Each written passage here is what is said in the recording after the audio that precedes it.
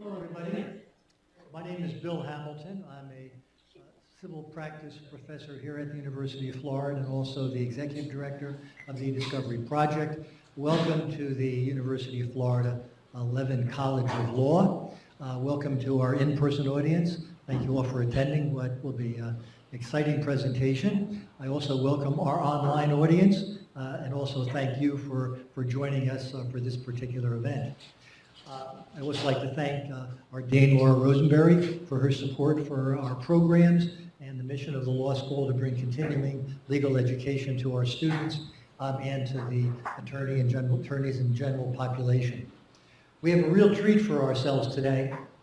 I'd like to introduce to you Kyle Loven. Kyle's a 22-year veteran of the FBI and served as the Chief Division Counsel for the Minneapolis Division of the FBI from 2004 to 2017. Mr. Loven is a member of the Minnesota Bar, and as we all hope we will be soon, graduates of the law school and practicing lawyers. He has served as the Ethics, Privacy, and Compliance Officer for that particular FBI division, and he also acted as the spokesman for the division. He served as a special agent with the FBI in San Diego and Minneapolis field divisions, and he also served as the acting legal attaché to Singapore in 2009 and surrounding years. As an investigator with the FBI, Mr. Loven has investigated any number of violent, white-collar, and cyber crime matters. He was designated as an adjunct instructor by the FBI and provided instruction in law enforcement to judicial business professionals in Hungary, El Salvador, and the Middle East. He's conducted numerous presentations on behalf of the FBI domestically while serving the division's community outreach service officer. Indeed, Mr. Loven has provided more than hundreds of presentations on this topic and others. He also serves as a Minnesota State Bar instructor on legal education. As I mentioned before, he is a graduate of law school in Minnesota, and he is a certified compliance and ethics professional. Today he's going to be talking to us about cybersecurity and the dark web. It was with great pleasure that I introduce and present to you Mr. Kyle Loven. Thank you, Bill. It is honestly a real treat for me to be here today because I'm from Minnesota. The weather is starting to get really bad in Minnesota. We don't have hurricanes, but in the northern part of the state, there's already snow cover. So you're going to get out the fringes of a hurricane, a little rain. Think about the poor Minnesotans up there under all that snow. So I'm very happy to be with you all today. As Bill indicated, I'm here to talk to you today about cybersecurity. We have about 50 minutes, which I'm going to condense what I have for you today because at the end of the presentation, we take a tour of the dark web, which historically has been the favorite for my audiences. I don't take that personally, that they listen to me, but they wait to get to the dark web part. So in any event, that's what we're going to do today. If you're like me, when I'm in the audience, I like to have a roadmap. I like to know how long is this guy going to talk, when is he going to wrap it up, so you can keep track by the categories there. We're going to talk about security versus convenience, phishing and spoofing schemes. I've got some horror stories I'm going to share with you, intrusions and breaches, and then, as I mentioned, we'll wrap it up with the dark web. Essentially, if you take away anything today from my presentation, again, we have 50 minutes, it's to think about security versus convenience. Because all of you have laptops, all of you have iPhones, or variations thereof, and it makes life very convenient. I'm old enough where I can remember the world without all that stuff. If I had to, I could go back to the way it was. But I'm guessing the younger generation, you all would probably be lost without these electronic devices, is my guess. So they do make life simpler and easier, but they do come with risks, as you probably all know. There are a lot of bad actors looking to grab our data and to cause havoc. Our job is to be aware of that and not make it easy for those bad actors. That slide, hopefully you can see that online as well, but that is a slide my colleague traveled to one of the largest security conferences in North America in New York City about 2 years ago. He goes up to the desk to register for the event. He's a speaker. As he approaches the registration desk, he notices, what is that? Unattended laptop. And upon further review, that's what he finds. At one of the largest cybersecurity conferences in North America. Right? That's kind of an obvious one. We shouldn't be in the habit of doing that. I was with the FBI. If we would have done something like that for our password or username on our laptop, I would have gotten what's called brick time. I would have gotten a few days without pay to think about what I had done. So let's not make it so easy. That's kind of an obvious one. Here's another one. I'm not trying to pick on Sean Spicer. Saturday Night Live picked on him. They picked on him a lot. But what Sean did here is something I wouldn't recommend. He tweeted out a password, right? N9Y25AH7. He quickly recalled that tweet, but again, that's really not good operational security now, is it? On the bright side for Sean, 8 people retweeted it and 6 people liked it. But again, not something we want to be doing. Okay, phishing. By show of hands, how many people are familiar with the term phishing? Okay, good. Almost everybody. Wonderful. I'm going to show you a phishing email, which arguably set off one of the largest controversies during last election cycle that we all witnessed. Now, I put in some redactions. I'm going to clear those away in a second, but I want to walk you through this email. The email is reportedly from Google. The date is March 19th, 2016. That person has been redacted for now with the subject. Someone has your password. Hi, person. Someone just used your password to try to sign into your Google account and then lists the person's Google account. Google provided the details, or the entity purporting to be Google. This was attempted on Saturday, March 19th. Here's the IP address. The IP address comes back to Ukraine. And as we all know from our experience, every single person in Ukraine is computer hacked, correct? Okay, all right, just making sure we're all on the same page. So, it goes on to say, Google stopped this sign-in attempt. You should change your password immediately. Then they provided a change password link. What they were hoping this person would do is click on that link, put in a new password, and be on the play. Now, before I reveal who this person was, I'm not certain what due diligence they did when they received this, but ultimately, this person clicked on the change password link and put in a new password, thinking that they had done what was expected of them and they had done the right thing. Now, the recipient of this email was a person named John Podesta. Do we all remember who John Podesta is? Hillary Clinton's campaign manager for the 2016 election. I submit to you that this phishing scheme was the impetus for the email controversy that we lived through for a good year and a half. It was a phishing scheme.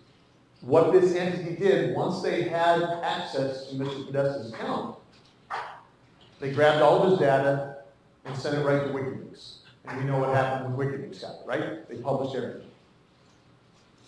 People ask me, well, how could Mr. Podesta have fallen for this type of phishing scheme? Mr. Podesta is a smart man. Mr. Podesta, I believe, did some due diligence. I think he consulted with the appropriate IT people within his organization. I don't know that for a fact, but I do know that he fell victim to this phishing scheme.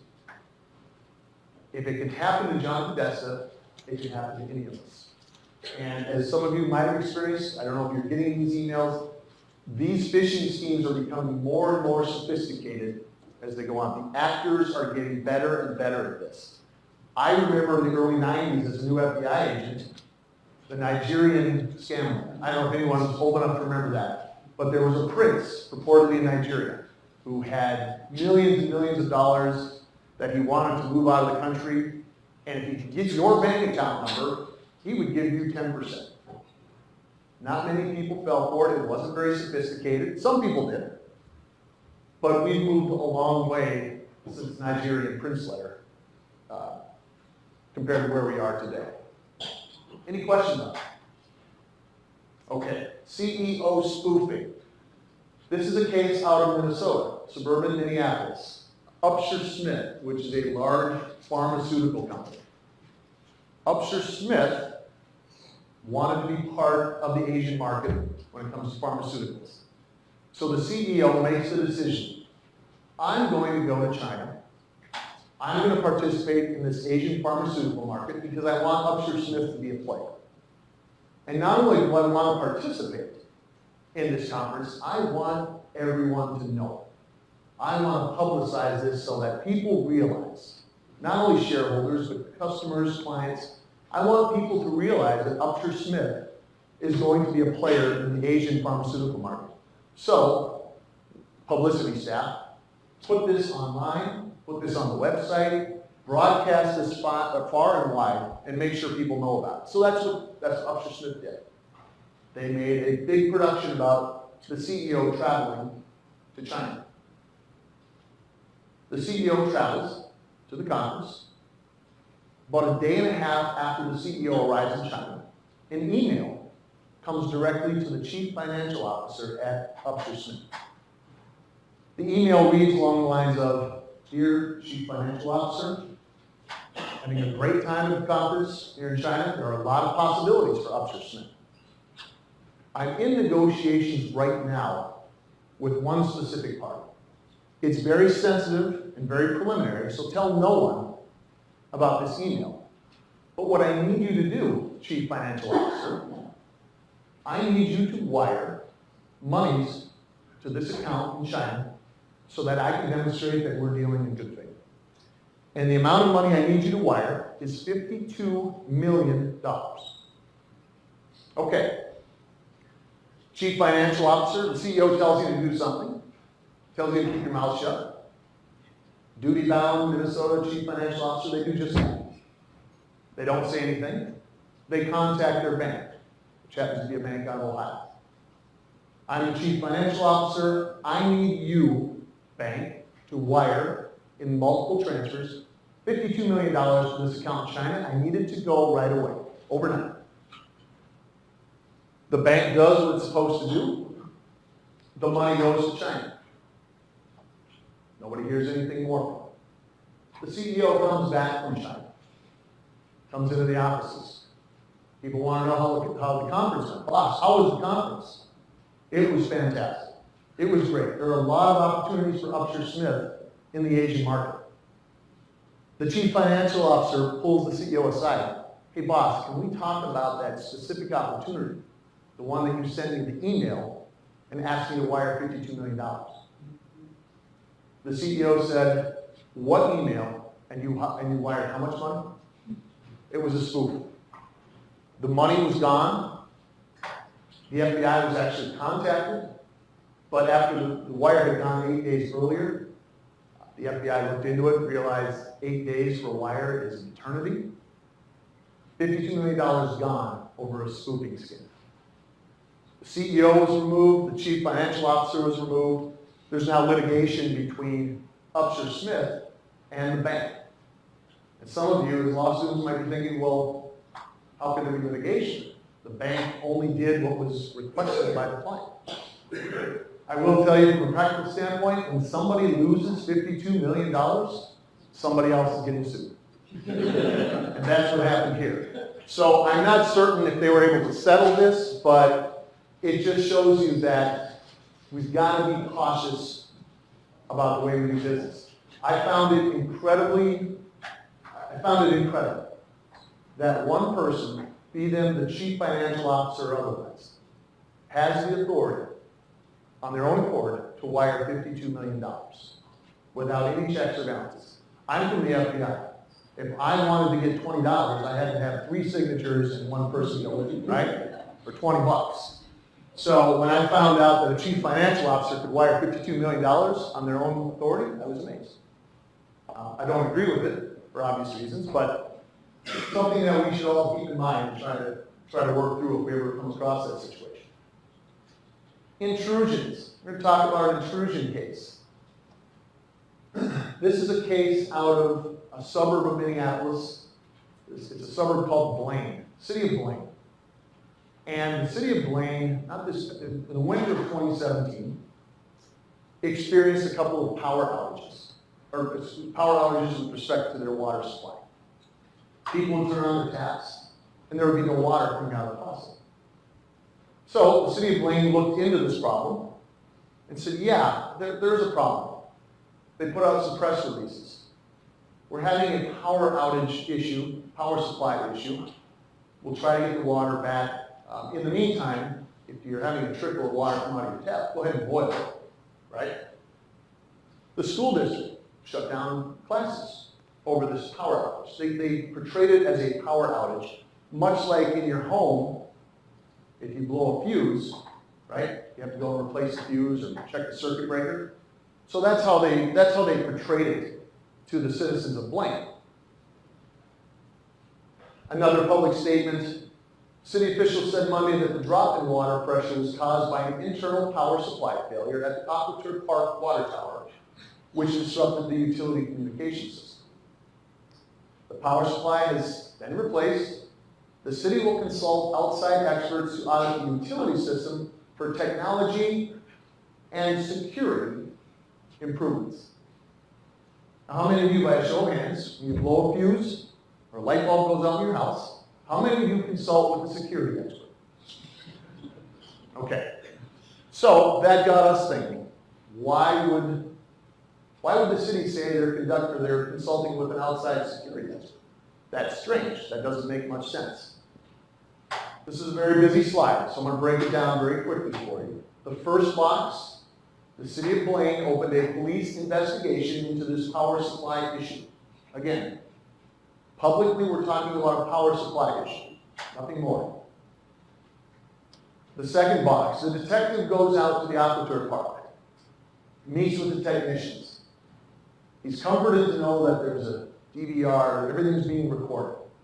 So he asks the technicians, great, you've got DVR, I'd like to see what's on. The technicians reply, yeah, the DVR, that's been beeping for months, and it was annoying, so we unplugged it. Okay, strike one. Again, not a real good security practice. Very well. The detective goes on, what about the pump logs? If I can see what was happening with pump logs, that might give me an idea of what occurred.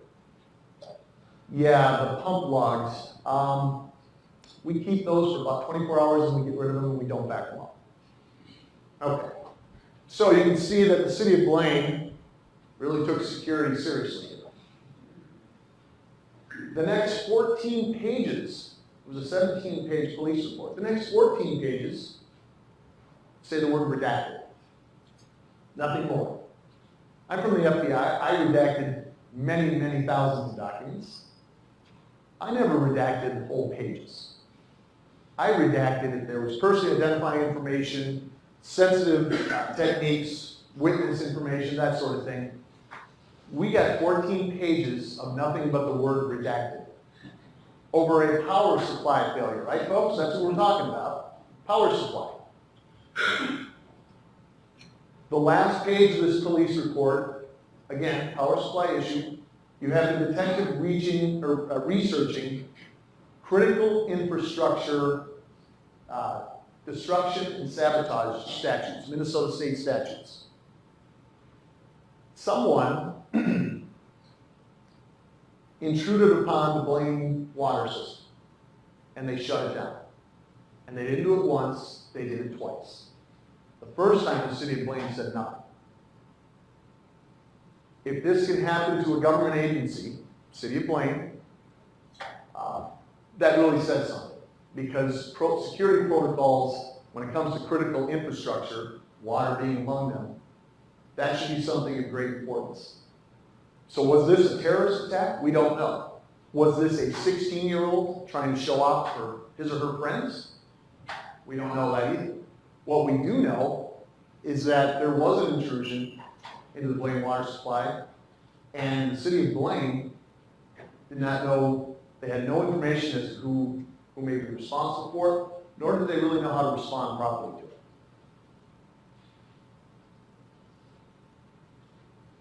Next case study is Uber. How many of you use Uber?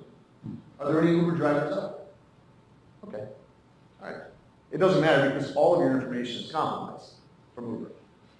You all understand Uber was breached in the fall of 2016? Okay. Yeah. few people realize that. Uber was breached, their data systems were breached in 2016. And Uber was made aware of this. The people who garnered the data made Uber aware that, hey, we have your information. And if you're willing to pay us, we won't publish this information. And when I say information, customer information, customer credit cards, driver information, addresses, they had everything. And they proved it to Uber. This wasn't speculation. Uber knew it. So,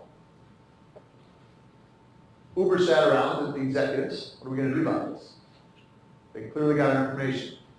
They responded to the bad actors and said, look, what is it going to cost not to publish this information? The Austin Powers movie is probably too old of a reference to Dr. Evil. He wanted $1 million not to blow up the world, right? Well, the bad actors told Uber, look, we won't publish this information. You pay us $100,000. Which Uber said, where do I write the check? Right? $100,000 in the grand scheme of things, you got a massive data breach, and you can make it go away for $100,000? Why wouldn't you do that, right? You're Uber. So that's what Uber did. They paid these actors $100,000. Now the only problem with this, well, there are a couple of problems. When you pay these actors to not do things, and they realize, you know what, we only asked for $100,000, we should have asked for more. But you know what, we still have Uber's data. So that's what they did. About a year later, these same bad actors contacted Uber. Yeah, Uber, it's us again. You know, thanks for $100,000. We blew through that in a year. Should have asked for more when we first held you up. So now we're going to ask for more. And they asked for a few $1 million.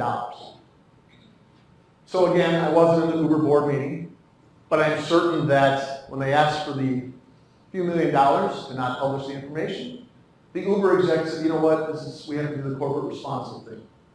We have to acknowledge that we've been breached. I'm certain that factored in somehow.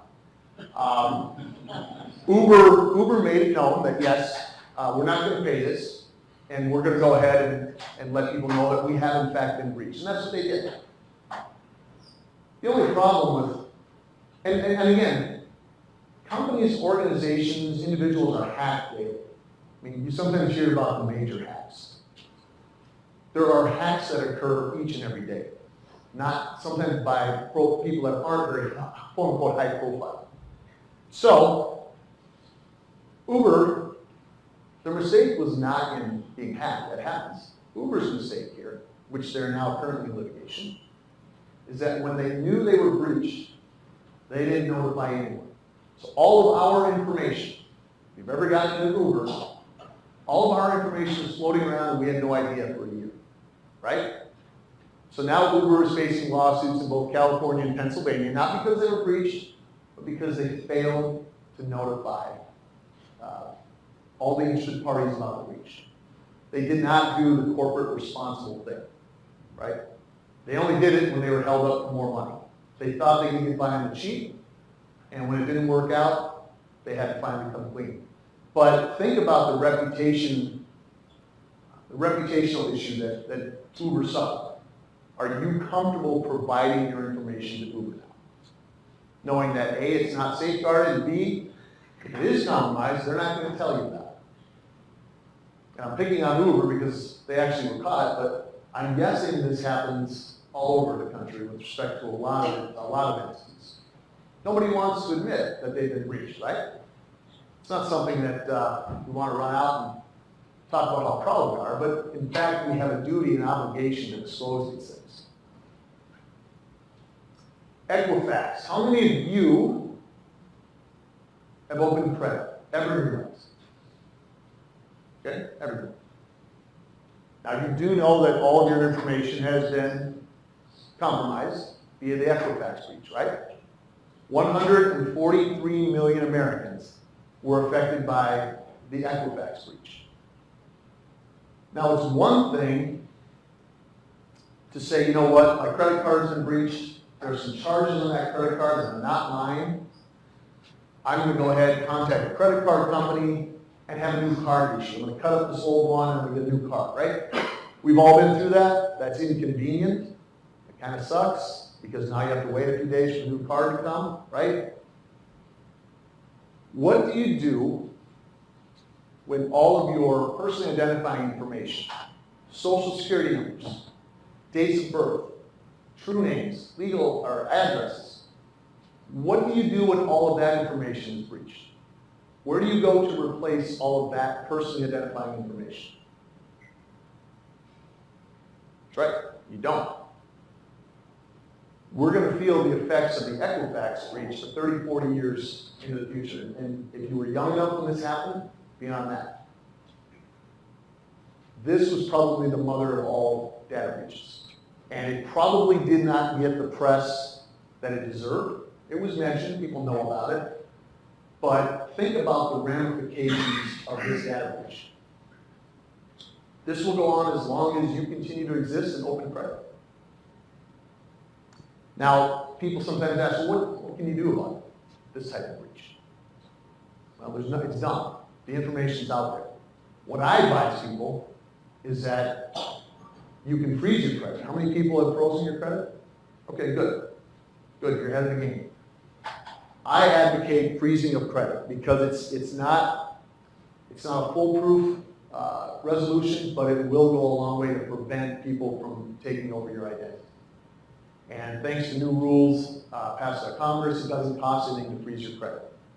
So if you haven't done that, as a practical tip, I would strongly encourage you and advise you to do that. That will go a long way to help alleviate some of these issues down the road because of the Equifax and other breaches. Just a little cartoon that I found very humorous. For those who can't see it, to find out if your Equifax data has been compromised, log on to our website and enter your email address, date of birth, social security number, credit card number, and mother's maiden name, right? Okay. Any questions on any of that? Okay, good. Let's move on to the dark web. I think that's why a lot of you came today, the dark web, right? By show of hands, how many people have been on the dark web? All right, a few, good. What were you all doing on the dark web? No, I'm just kidding. Don't have to answer. You can exercise your Fifth Amendment right against self-incrimination. So, the dark web, the dark net, found its origins in the 1970s. The Navy came up with this. They wanted to ensure that their communications were masked. They didn't want anyone finding out what they were saying to each other, right? So they came up with a way to have conversations offline, if you will. Not offline in the traditional sense, but cloaked. It started as the ARPANET, and then this all slowly evolved into the internet that we see today. But the dark net was basically instituted or first utilized by the Navy. Now, I'm going to go on to the dark web.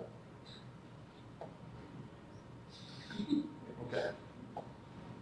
I'm on live right now. This is the dark web for those of you not been on it. This is a site. I'll get into it more in a second. This is a stolen credit card and debit card site. Okay? This site is run by an individual or an entity that goes by the name Rescator. Rescator has set up the stolen debit and credit card site on the dark web where these types of transactions occur. Rescator buys and sells stolen credit and debit cards. If you have stolen credit cards and you want to find a market for those, really the only market that I'm aware of that you have is on the dark web with Rescator. Now, where is Rescator? People might ask. Rescator is in Russia or Ukraine. And the reason we know that is because you can get a stolen credit or debit card from any country on the planet except Russia and Ukraine. Because Rescator doesn't, you know what, where he eats, right? Doesn't want to mix the two. So, no Russian or Ukrainian, no stolen Russian or Ukrainian credit cards are available. Now what I've done is I pre-populated this to show the stolen credit and debit cards from the Gainesville, Florida. So as you can see, all banks, where it says bank and state and city, everyone see that? All banks, state of Florida, city of Gainesville. Now as we scroll down, we'll see all of the stolen cards which are currently available, that Rescatar is making available from Gainesville, Florida. Because if I'm in Gainesville and I want to buy stolen credit or debit cards, I'm living here, I want cards from this area. Because if I get cards, if I'm living in Gainesville and I get cards from, say, Minneapolis, Minnesota, and I start using them in Gainesville, it's going to be flagged. They're going to be shut down right away. But if I get cards from Gainesville, there's a chance I'm going to be able to use these with impunity for some time. I'm still scrolling down. I'm scrolling down slowly, and that's being done on purpose. So I want to show you how many cards are available in Gainesville. Currently online, that are waiting to be purchased. Okay, that's page 1. There's at least 10 pages of these cards. Sometimes I'll get people say, hey, can you look at my cards on there? We're not going to do that, but I think you can probably safely assume that your cards are probably on there. They're probably compromised, and there may not be charges reflected in your account because perhaps no one has bought your card yet. But if you're like me, you just assume that your cards are compromised and you keep very good records with respect to your transactions. Because I found illicit transactions on my cards, I find them all the time. So that just gives you I guess, the gravity of the issue. Essentially, it will just take from the top, this is a Visa credit card, a signature credit card, issued out of Gainesville by Capital One Bank. You can have it for $3, right? Now, I'm guessing people don't want to buy one card at a time. They usually buy hundreds of cards. And they don't pay, typically Rescatar doesn't want dollars or euros, they want Bitcoin for obvious reasons. Bitcoin, the cryptocurrency that is virtually untraceable, that's what Rescatar wants for payment. And if you buy a batch of stolen credit cards and you find that a few of them don't work or that they've been shut down, if you let Rescatar know, he will give you a few others. Because he wants you to be happy customers, right? When you're dealing with illicit credit cards, you want the criminals to be happy. So Rescatar guarantees that. But as you can see, he's got, I mean, this looks like a very professional setup that he has.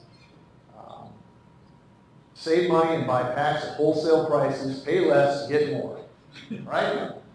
Great marketing plug by Rescatar. Let's go to another site. Any questions on this site? Okay. This is another site on the dark web, and this is called ForgeMaster. What this site traffics in are U.S. passports. This is the URL number. I probably shouldn't be advertising that too much, but what this site does, for $800, you can get a legitimate U.S. passport. $400 goes to the site master. $400 goes to the inside person at the State Department, which makes certain that this webmaster has U.S. passports. And as you can see, they show you the product. On the bottom, they do ask for some personal identifying information, or some physical descriptive information. Height, eye color, hair color, your shipping address, email address. You notice they don't have your name. The site master will not allow you to choose your own name. And the reason the site master does that is because they don't trust you. So you might pick a name like McLovin, right? Like in Superbad movie, right? You can't have it. So they will pick the name for you to make certain that it passes muster. So $800, and as we all know, there's nothing you can't do with a U.S. passport. Some people I've done this presentation, said, well, you know, I know it's stolen passports, it's wrong, but really what's the harm? And I'm always amazed by that. Because there are bad actors around the globe. I'm a terrorist, perhaps, and I'm in Iraq or Syria, and I would like to go to Europe or the United States and commit an act of terrorism, just hypothetically.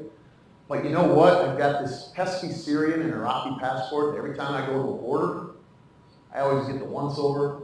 Sometimes they don't let me pass at all.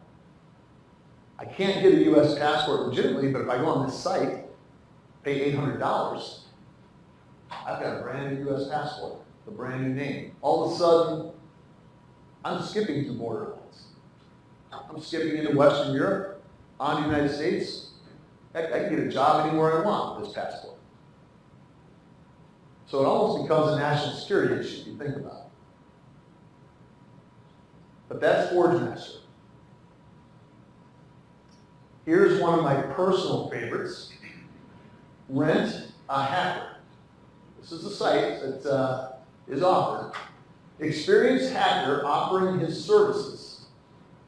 Illegal in parentheses. You have to make sure that you know that hacking is illegal, I guess. Illegal hacking and social engineering is my business since I was 16 years old. Never had a real job, so I had the time to get really good at hacking, and I made a good amount of money the last 20 plus years. I've worked for other people before, and I am also offering my services for everyone with enough cash here. I think it has its prices, right? I love this under its prices. I'm not doing this to make a few bucks here or there. I am not from some crappy Eastern European country happy to scam people for 50 euros. This guy's showing you he's a cut above, right? Then it goes through his technical skills, you know, what he's good at, social engineering skills. If you have a question about those, he details those for you. And then he has a section, what I'll do. I'm going to read this, and some of you are reading already. Excuse the language, it's his site, not mine. I'll do anything for money, I'm not a pussy. If you want me to destroy some business or a person's life, I'll do it.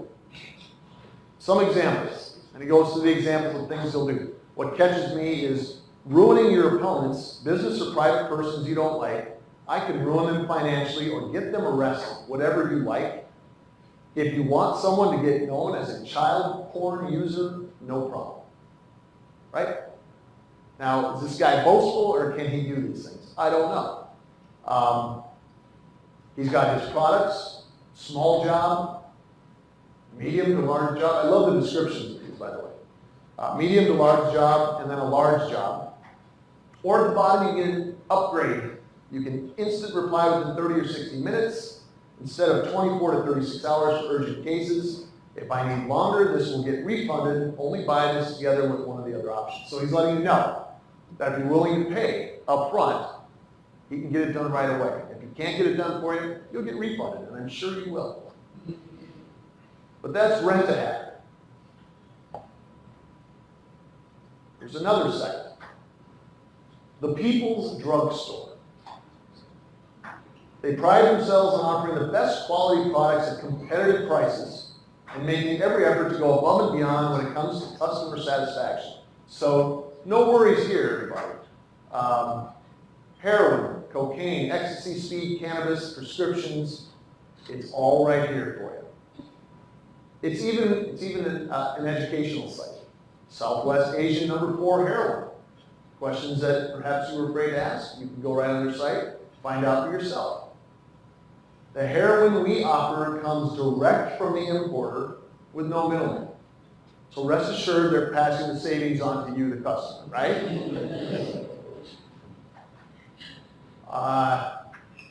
We take great pride in the fact that we do not cut our product whatsoever, and we ensure that our sources do not either. So these are clearly ironclad guarantees for you to be the customer.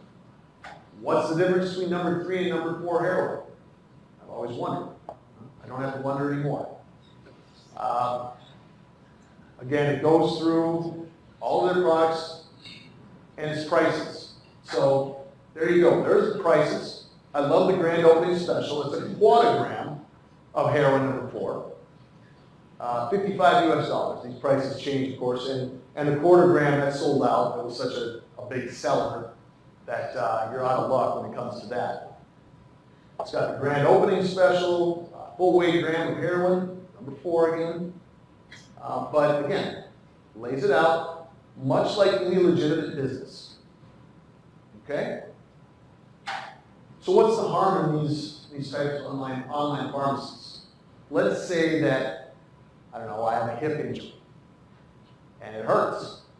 And I've been to the doctor and he's given me Vicodin. He says, look, take 3 or 4 Vicodin a day. Pain will eventually subside, hopefully. Okay, I'm willing to do that. But then I gain a dependence on these drugs. As we know, as I think all of us know throughout the country, the opioid crisis is out of control. People are addicted to these drugs. Doctors know that people are bringing heat on them to, hey, you've got to wean people off of these opioids. It's killing me. So they go to you or me with my hip injury. And they say, look, we've got to slowly wean you off of these Vicodins. And I'm thinking, my hip still hurts though. You know, these Vicodins make me feel good. I don't want to go back to a life without Vicodin. But my doctor finally decides, you know what? I can't provide any more prescriptions for you. The Vicodin is done. But I still hurt, I'm still in pain. So, what's to stop me from going on one of these sites, People's Drugstore, for instance, and ordering Vicodin? Right? Problem solved for me. I get my Vicodin, my pain is relieved, I'm good to go.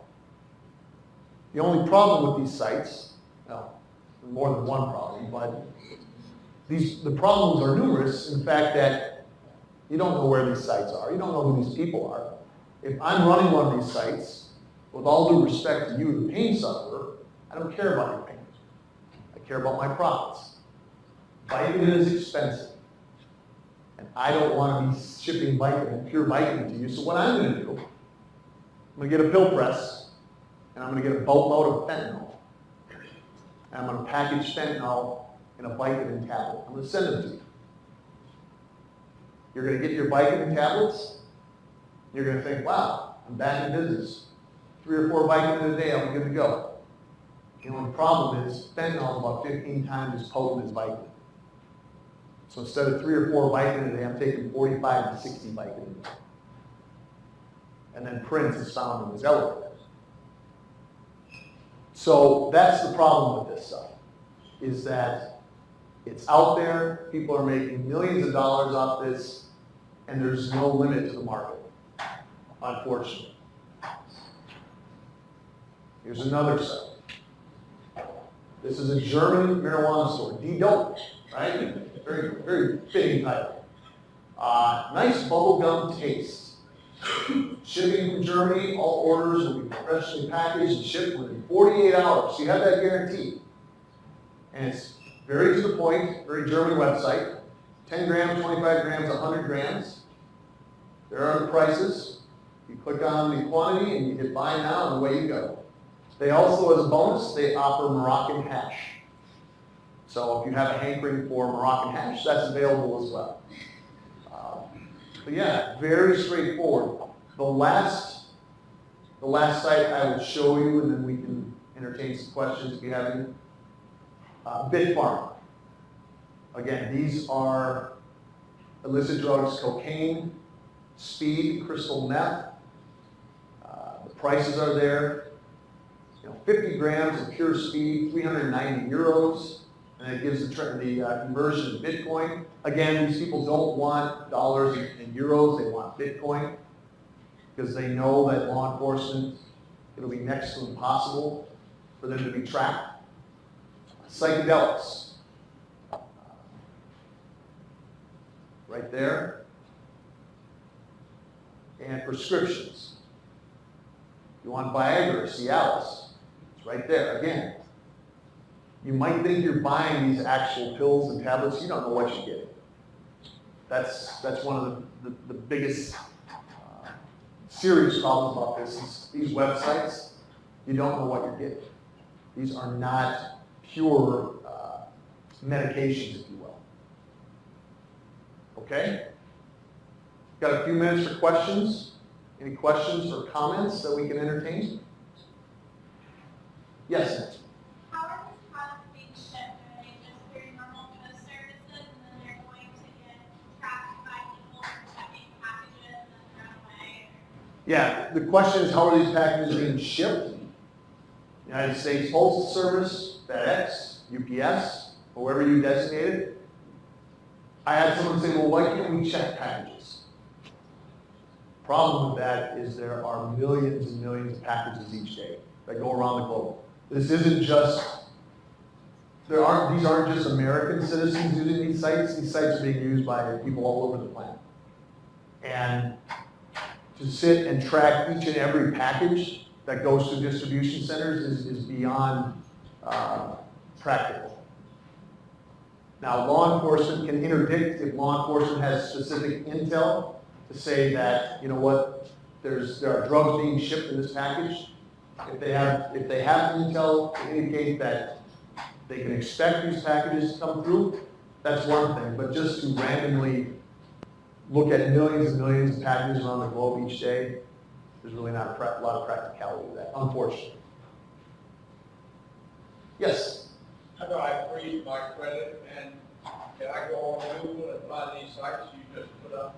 You cannot go on Google because this is the dark web, and I'm glad you pointed that out. People have asked, can I accidentally find the dark web? You cannot accidentally find yourself on the dark web, nor can you Google yourself on the dark web. You have to have a special browser to access the dark web, and you have to know the URL that you're looking for. So the answer is no, you cannot Google your way onto the dark web. You got to tell me how to do it? No, I'm not going to. I'm only demonstrating, but no. Freeze my credit. You can make a call. To who? You can make a call to the credit reporting. Well, yeah, Equifax, I mean, you make your own judgments on that, but it's a call to these different reporting bureaus, and they'll freeze. Now, I will tell you, it's a great thing, but if you want to go, let's say you're at an auto dealership and you want a car loan, they will come back to you and say your credit is denied, and that can be a little upsetting, a little disappointing, but then it's just a phone call to say that I want to temporarily unfreeze my credit. This is actually me opening this credit, and then once this transaction has ended, I want the credit to be frozen again. Yes? So when you go to freeze your credit, don't they ask you for all this personal information? They do. Your mother's maiden name and all this, so you have to give whoever you're trying to freeze your credit with all your personal information. Yes, you do. There's no way around it, unfortunately. But it does help because if somebody has this personal identifying information, which in theory, it's out there. And there are pay sites, which I haven't gotten into in this presentation. There are pay sites, there are 11 pay sites you can Google them. And you can, it's a monthly fee, so you can essentially find personally identifying information on literally anyone. And I have variations of this presentation where we found President Trump's Social Security number. We have personally identifying information on U.S. Supreme Court justices. My colleague did some training in June at the U.S. Supreme Court and demonstrated to Justice Thomas all of his personal information that's out there. So we can only take the precautions that we can, but we have to assume that our information is out there. Yes? Is there any way to monitor, I guess, from like the FBI, can y'all find out who's using the dark web, or is it in most cases they're very sophisticated and they know how? Yeah, unfortunately, when you're on the dark web, it's anonymous. That's part of the attraction of it. You can roam around the dark web, and there's no way anyone can tell who is on it. I know, it's a wide open system. Yes? This is such a big problem for companies that collect personal data. What steps can companies do to start protecting people's data from right now? Well, right now, companies they understand that they're under the gun when it comes to personal data. Every time there's a breach, these companies, of course, they look bad in public, and people are quite upset. There's no magic potion to any of this. There's no silver bullet, whatever you want to say. But companies and individuals, we can take measures, security measures, to try to make us a harder target. That's the best we can hope for. Because if we're a harder target, maybe the bad guys will move on to somebody who's not so hard. That's really the only possible way out of this at the moment. So. Okay, we've reached the end of our program. Let's give a warm David thanks.